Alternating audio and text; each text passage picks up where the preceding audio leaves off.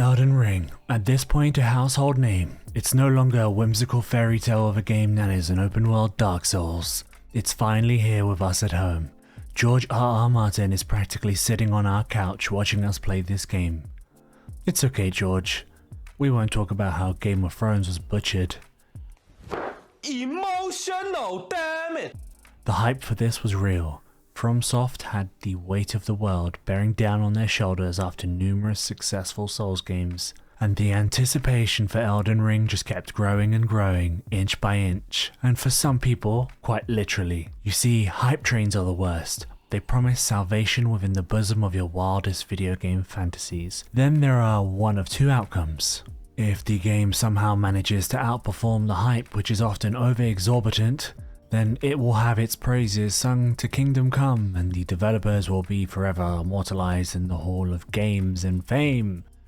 However, on the other end of the spectrum, you'll have games like Cyberpunk and No Man's Sky, which attract multiple class action lawsuits and then go on to become Reddit's piñata.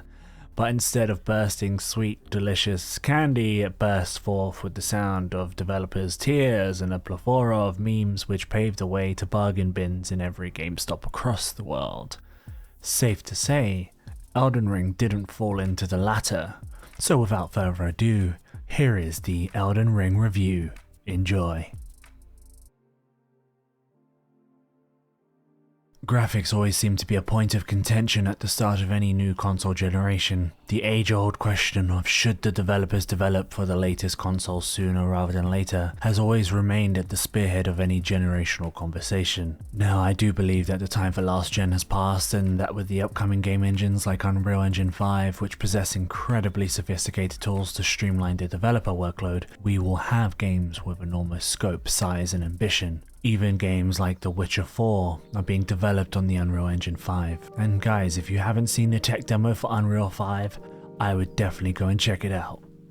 Anyway, back to Elden Ring. I was having a discussion with a friend of mine who brought up an excellent point about the Souls games. They have always had their own unique style and flavour when it came to the graphics, to which I agree. He seemed to be of the sentiment that updating the graphics of a Souls game would fundamentally take away from some of its identity. Now, it could be argued that the Demon Souls remake had a complete overhaul of its graphics engine. Bringing it to current gen seems like it was the right call, and I'm certainly of that camp. Elden Ring hits this strange in-between of updated graphics and antiquated textures. It feels closer to Dark Souls 3 than it does to Demon Souls remake in my opinion. Environments look great at a distance, but as we get closer, the age of the engine really shows. But what I do know is that the world itself is superb, and none of these graphics detract from that in any way. Everything from the architecture to enemy designs blew me away time after time. One place in particular called the Sifa River had my mouth agape. I desperately tried to retract my jaw before I was pummeled by enemies closing in on my position. The sense of awe persists throughout the various boss fights too. You'll go from giant knights made of stone to dragons who use lightning and fly around looking like a jet, and you'll even see devilishly fast humanoid enemies. The sense of atmosphere is where developer FromSoft really shines. Throughout their history of all their games, they are famous for such world building, and Elden Ring is the epitome of their creation. How they divide their world into such unique and mesmerizing areas that mesh so seamlessly together is totally beyond me. Walking amidst the forest trees within a crater filled with ominous mist, and as I reach the edge of that forest and peer outwards, I'm greeted with a red-tinted sky and a horizon dotted with hideously grotesquely morphed trees. That kind of shift in the environment happens frequently, each environment holding its secrets close to its chest, tempting you to come closer before crushing you with a boulder. Weapons, magic and items all have their own unique flair, which can range from summoning meteorites to firing a Kamehameha. Or perhaps you prefer to have a dragon head as an arm. You can do that too. You can see lots of work has been done within each frame of every animation. It's easy to forget as a consumer how much work goes into these special effects like magic, whether it be in films, anime or video games. The special effects are without a doubt some of the most mind-blowing aspects of Elden Ring, and with those phenomenal special effects comes meticulously crafted weaponry alongside flashy animations and an excellently crafted world. No doubt that Elden Ring has pushed the boundaries of thematic crafting and world building.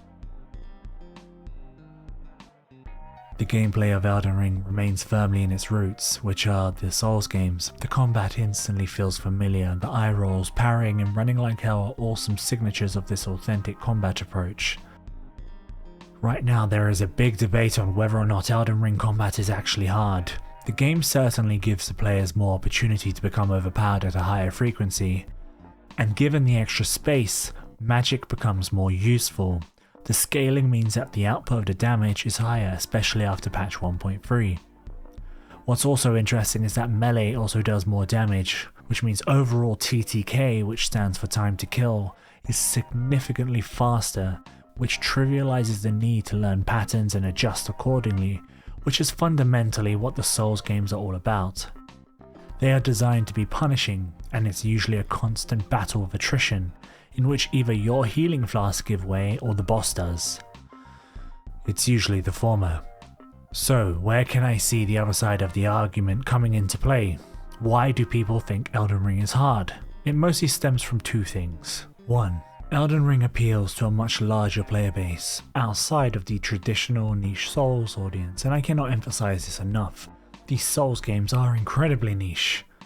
However, this comes as a double-edged sword, so I guess the real question is, how do the developers continue developing with this style of game in mind, while keeping the original player base, and then expanding to wider audiences? And thus lies the heart of this conversation.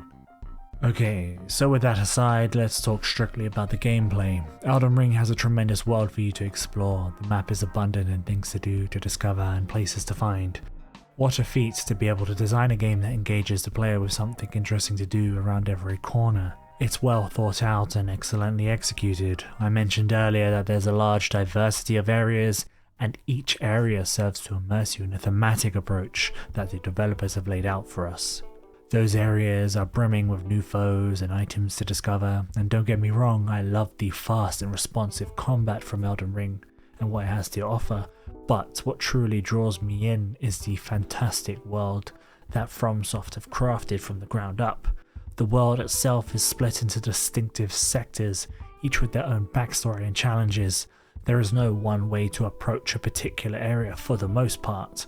Secrets burst from every crevice, be it an underground sewer leading into a provincial capital, or a teleporter into some sacred catacomb filled with lethal traps that eventually moves you onto a location that's on the other side of the world, quite literally. Elden Ring blew me away, and on a scale of 1 to 10 for effort, this game gets a 15. You can allow an enemy to finish you off, and it will take you to another part of the world. Like, who comes up with this stuff? It's truly brilliant, and I had not seen a video on this prior. I discovered it by surprise, which made it even better. This level of craftsmanship is few and far between. The added addition of a mount adds exciting new layers to combat, with larger foes who can often pummel you into the dirt as if they were making blood wine. The extra speed is without a doubt more helpful. Along with a new jump mechanic, the angles of approach only multiply when it comes to exploration and combat. Some bosses have huge sweep attacks and you can just jump over them, channeling your inner Sekiro and feeling like the ninja you've always wanted to be. Combine that jumping with a host of new abilities you get called Ashes of War, and the combat not only has a great formula of previous Souls games, but you also get all the added goodness of Elden Ring. The customization of your character's loadout is unparalleled in this game. Want to be a chunky boy who uses fire spells exclusively? You can do that. Or perhaps a barely clothed wretch with a giant hammer floats your boat. You can also do that. Needless to say, there are many ways to approach numerous challenges that Elden Ring presents us with, and 82 hours later, I pretty much enjoyed every minute of it. Admittedly, most of the story you'll pluck from Elden Ring is a result of sporadic cutscenes and information that you absorb from NPCs of the game and the various biomes you visit. It's truly a case of you get as good as you give in this instance. The information is there to be extracted, and although Elden Ring gives us more information than the previous Souls games, there's still a fair bit to do in terms of your own self-discovery. Weapons, armors, items, and even spirits you can summon all play their part in building the world around you. George R.R. Martin played a huge role in this, in building the game's story, and as such you can expect there to be twists and turns, which can honestly send your head on a spin, only to be stopped by abrupt lashings that a boss will quickly dole out every so often, or literally every single time. Various NPCs have their own storylines, some of which can offer you a completely new ending, changing the course of our character, the Tarnished, forever, and some of these choices are by no means easy to make. They might involve you openly betraying someone or a faction just to further your agenda for this particular NPC.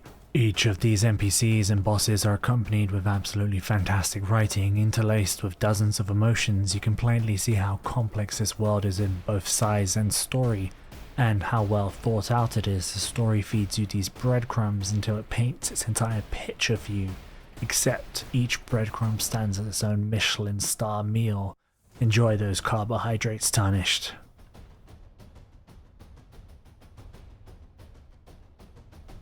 How does it run? Well, this is where most of the contention stems from Elden Ring. The game has been plagued with performance issues since launch.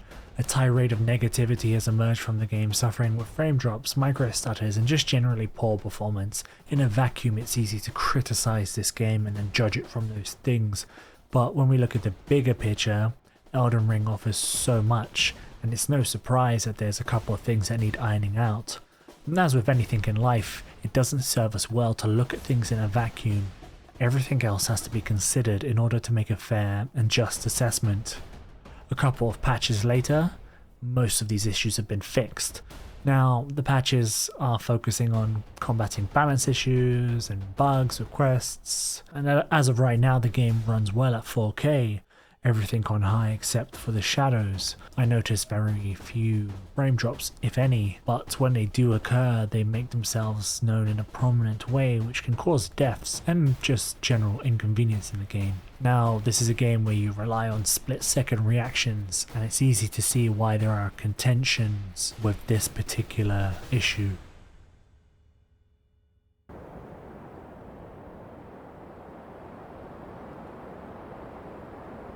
Mighty dragon, thou'rt a true born heir.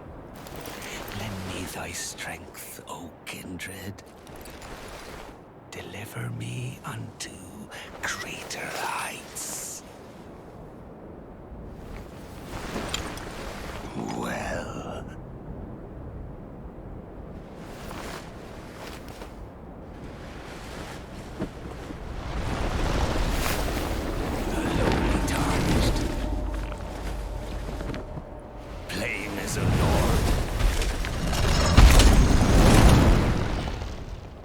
Command thee now!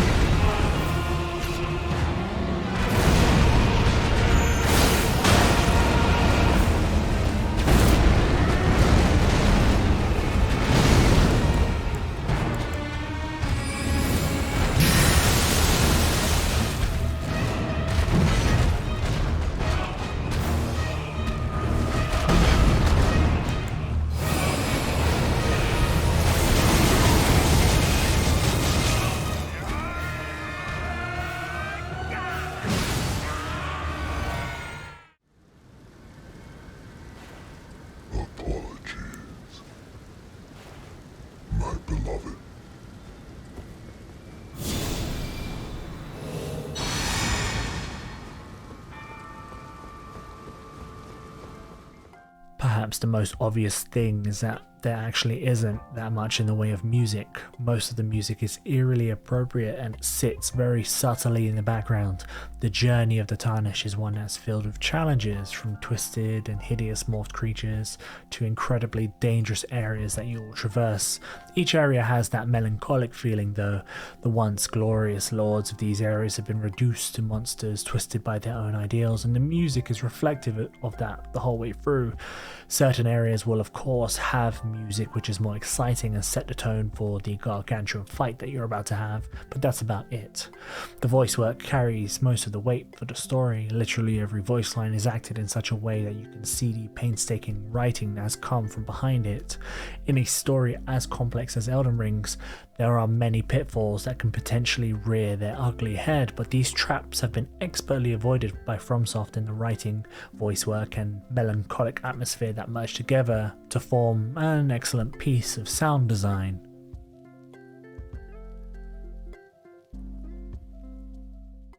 Hey guys, hope you enjoyed the review. Elden Ring has been just an incredible ride. Thank you for your patience in waiting for the review. From the very first second I started enjoying this game. It has something for everyone, and this is where the beauty comes in. This is why it's breaking records everywhere. Whether it be riding around in the world, exploring just the different biomes and environments, whether it be fighting these bosses or doing PvP invasions wearing nothing but a toothpick, this is something that is going to stretch into the memories of gamers and just solidify the position as one of the best games of all time. It's truly excellent, and if you haven't already purchased it, stop watching this video, go ahead and go and buy it, because it's going to be such a great ride. It's a little difficult for some people, easier for others, but you will find your sweet spot, I promise you. Guys, it's been a pleasure. Thank you so much for tuning in. We have Ghostwire Tokyo up next. I'm doing my best to get through it. It's a bit creepy, it's sometimes hard to progress, but I'm going to get through it and give you a really good review, hopefully. Anyways guys, thank you so much for tuning in. Thank you for all the support. We are YouTube partners now. You're going to start seeing ads on the channel. That's all thanks to you guys. It's all thanks to you tuning in and supporting the channel. Honestly, thank you so much. Guys, until next time, I'll see you around. Bye.